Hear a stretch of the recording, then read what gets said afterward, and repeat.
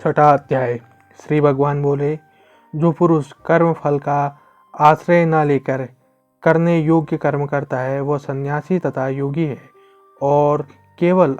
अग्नि का त्याग करने वाला सन्यासी नहीं है तथा केवल क्रियाओं का त्याग करने वाला योगी नहीं है। हे अर्जुन, जिसको सन्यास ऐसा कहते हैं उसी को तू योग जान, क्योंकि संकल्पों का त्याग न करने वाला कोई भी पुरुष योगी नहीं होता। योग में आरूढ़ होने की इच्छा वाले मननशील पुरुष के लिए योग की प्राप्ति में निष्काम भाव से कर्म करना ही हेतु कहा जाता है, और योगारूढ़ हो जाने पर उस योगारूढ़ पुरुष का जो सर्व संकल्पों का अभाव है वही कल्याण में हेतु कहा जाता है।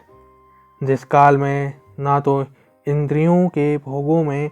और ना कर्मों में ही आसक्त होता है, उस काल में सर्व संकल्पों का त्यागी पुरुष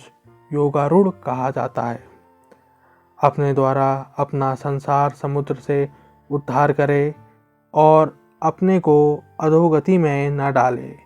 क्योंकि यह मनुष्य आप ही तो अपना मित्र है और आप ही अपना शत्रु है। जिस जीवात्मा द्वारा मन और इंद्रियों सहित शरीर जीता हुआ है, उस जीवात्मा का तो वह आप ही मित्र है। जिसके द्वारा मन तथा इंद्रियों सहित शरीर नहीं जीता गया है, उसके लिए वह आप ही शत्रु के सदृश शत्रु में बरतता है। सर्दी गर्मी और सुख दुख आदि में तथा मान और अपमान में जिसके अंतःकरण की वृत्तियां भली भांति शांत हैं, ऐसे स्वाधीन आत्मा वाले पुरुष के ज्ञान में सच्चिदानंद घन परमात्मा सम्यक प्रकार से स्थित है, अर्थात उसके ज्ञान में परमात्मा के सिवा अन्य कुछ है ही नहीं। जिसका अंतःकरण ज्ञान विज्ञान से तृप्त है, जिसकी स्थिति विकार रहित है, जिसकी इंद्रियां भली भांति जीती हुई हैं और जिसके लिए मिट्टी पत्थर और सुवर्ण समान है, वह योगी युक्त अर्थात भगवत प्राप्त है, ऐसा कहा जाता है। सुहृद मित्र वैरी उदासीन मध्यस्थ द्वेष और बंधु गणों में धर्मात्माओं में और पापियों में भी समान भाव रखने वाला अत्यंत श्रेष्ठ है। मन और इंद्रियों सहित शरीर को वश में रखने वाला आशा रहित और संग्रह रहित योगी अकेला ही एकांत स्थान में स्थित होकर आत्मा को निरंतर परमात्मा में लगावे। शुद्ध भूमि में जिसके ऊपर क्रमशः कुशा मृगछाला और वस्त्र बिछे हैं, जो ना बहुत ऊंचा है और ना बहुत नीचा, ऐसे अपने आसन को स्थिर स्थापन करके उस आसन पर बैठकर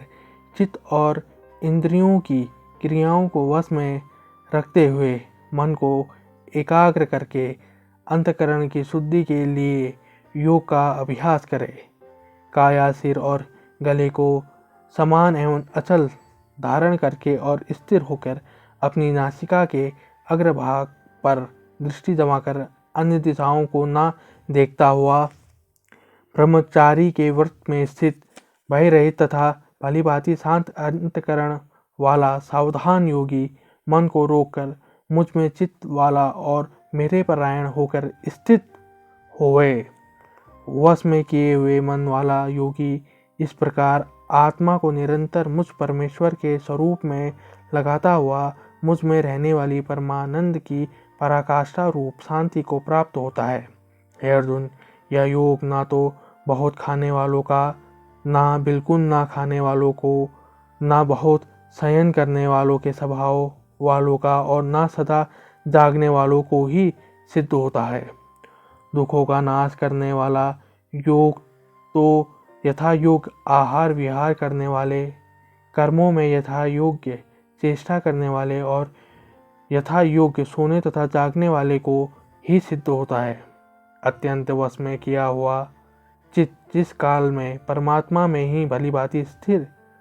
हो जाता है, उस काल में संपूर्ण भोगों से स्पृहा रहित पुरुष योग युक्त है, ऐसा कहा जाता है। जिस प्रकार वायु रहित स्थान में स्थित दीपक चलायमान नहीं होता, वैसे ही उपमा परमात्मा के ध्यान में लगे हुए योगी के जीते हुए चित्त की कही गई है।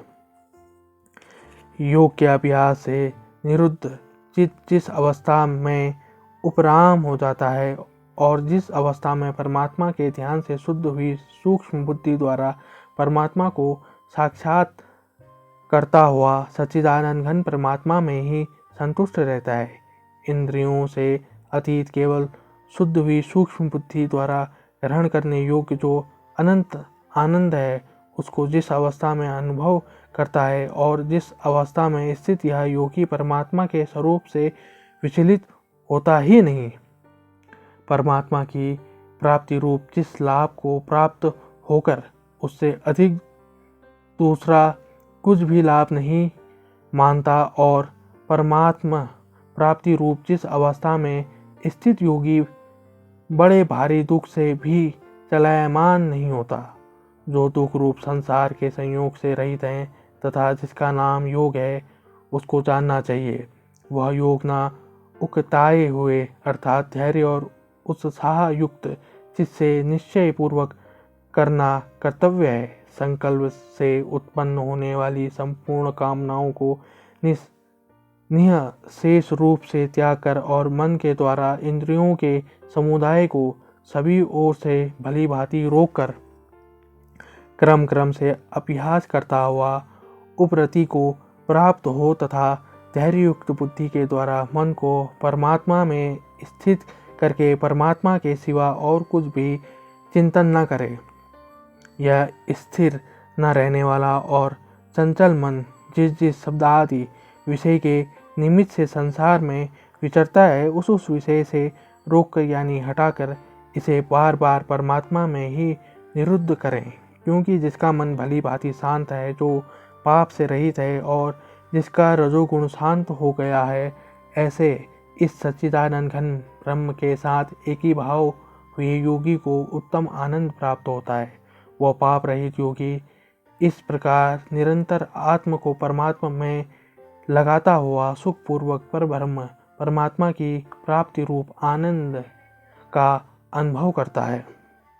और यह आनंद अनंत है। सर्वव्यापी अनंत चेतन में एक ही भाव से स्थित रूप योग से युक्त आत्मा वाला तथा सब में संभाव से देखने वाला योगी आत्मा को संपूर्ण भूतों में स्थित और संपूर्ण भूतों को आत्मा में कल्पित देखता है। जो पुरुष संपूर्ण भूतों में सबके आत्मरूप मुझ वासुदेव को ही व्यापक देखता है और संपूर्ण भूतों को मुझ वासुदेव के अंतर्गत देखता है, उसके लिए मैं अदृश्य नहीं होता और वह मेरे लिए अदृश्य नहीं होता। जो पुरुष एक ही भाव में स्थित होकर संपूर्ण भूतों में आत्मरूप से स्थित मुझ सच्चिदानंद घन वासुदेव को बसता है, वह योगी सब प्रकार से बरतता हुआ भी मुझ में ही बरतता है। हे अर्जुन, जो योगी अपनी भांति संपूर्ण भूतों में सम देखता है और सुख अथवा दुख को भी सब में सम देखता है, वह योगी परम श्रेष्ठ माना गया है। अर्जुन बोले, हे मधुसूदन, जो यह योग आपने संभाव से कहा है, मन के चंचल होने से मैं इसकी नित्य स्थिति को नहीं देखता हूँ, क्योंकि हे कृष्ण, यह मन बड़ा चंचल प्रमथन स्वभाव वाला बड़ा दृढ़ और बलवान है,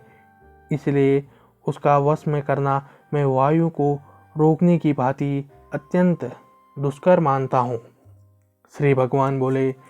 हे महाबाहो, निसंदेह मन चंचल और कठिनता से वश में होने वाला है, परंतु हे कुंती पुत्र अर्जुन, यह अभ्यास और वैराग्य से वश में होता है। जिसका मन वश में किया हुआ नहीं है, ऐसे पुरुषों द्वारा योग दुष्प्राप्त हैं और वश में किए हुए मन वाले प्रयत्नशील पुरुष द्वारा साधन से उसका प्राप्त होना सहज है, यह मेरा मत है। अर्जुन बोले, हे श्री कृष्ण, जो योग में श्रद्धा रखने वाला है किंतु संयमी नहीं है, इस कारण जिसका मन अनंत काल में योग से विचलित हो गया है, ऐसा साधक योग की सिद्धि को अर्थात भगवत साक्षात्कार को न प्राप्त होकर किस गति को प्राप्त होता है? हे महाबाहो, क्या वह भगवत प्राप्ति के मार्ग में मोहित और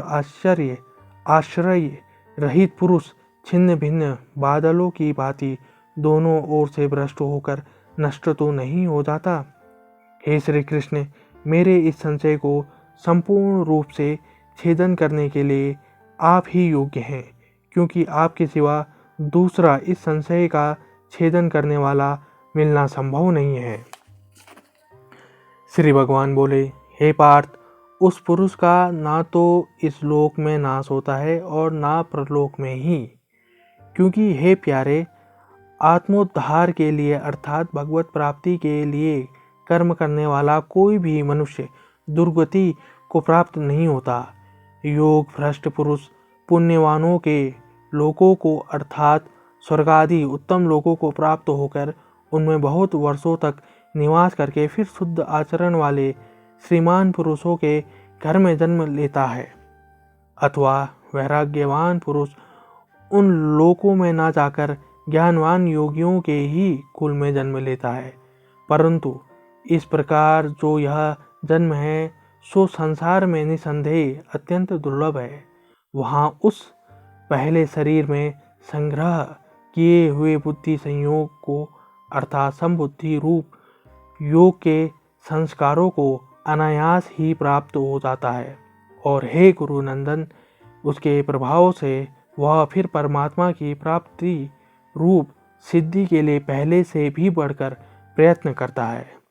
वह श्रीमानों के घर में जन्म लेने वाला योग भ्रष्ट पराधीन हुआ भी उस पहले के अभ्यास से ही निरंतर भगवान की ओर आकर्षित किया जाता है, तथा संबुद्धि रूप योग का जिज्ञासु भी वेद में कहे हुए सकाम कर्मों के फल को उल्लंघन कर जाता है। परंतु प्रयत्नपूर्वक अभ्यास करने वाला योगी तो पिछले अनेक जन्मों के संस्कार बल से इसी जन्म में संग सिद्ध होकर संपूर्ण पापों से रहित हो फिर तत्काल ही परम गति को प्राप्त हो जाता है।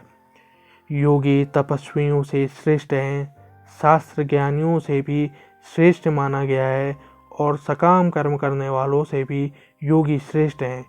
इससे हे अर्जुन, तू योगी हो। संपूर्ण योगियों में भी जो श्रद्धावान योगी मुझ में लगे हुए अंतरात्मा से मुझको निरंतर भजता है, वह योगी मुझे परम श्रेष्ठ मान्य है।